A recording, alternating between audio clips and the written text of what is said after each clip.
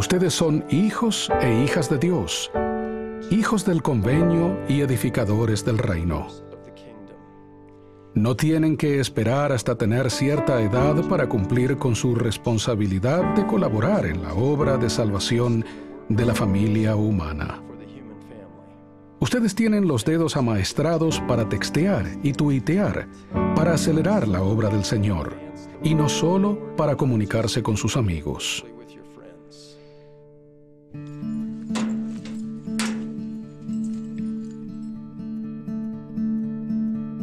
Well, start off about, mid-September.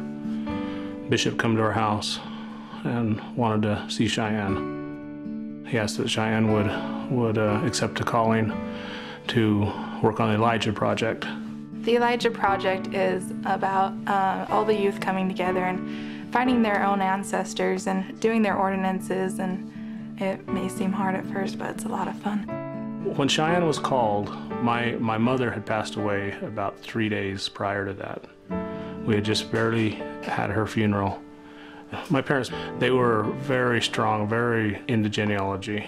So no sooner did the bishop leave, Cheyenne went straight to her grandfather that had just, had just lost his wife. And that kind of lifted his spirits. That was something that he was very excited for.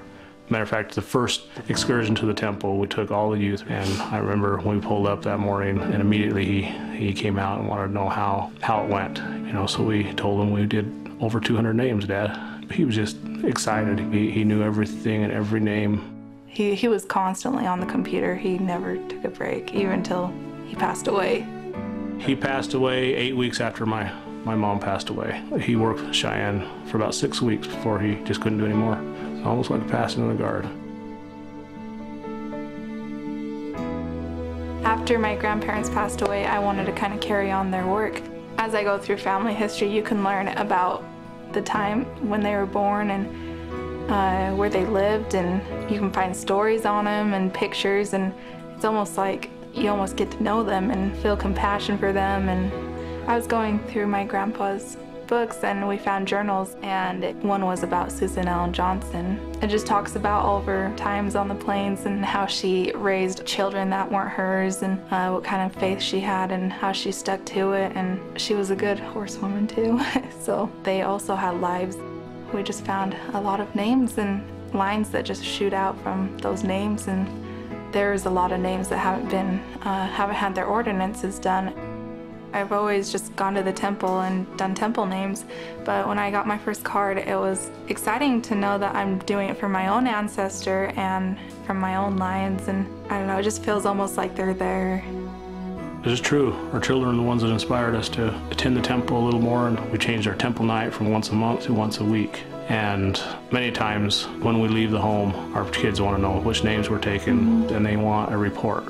To find a card and to just wait for the card to be done and get all the sealings done is just a good feeling to know that I can give people the same saving ordinances that I have. It makes me feel humble. It was such a blessing to me in my life when that came when it did. And now we're always going to the temple with the names that we have, and being able to do that with our whole family is such an amazing thing. It's something that has brought our family closer, and we've been very blessed.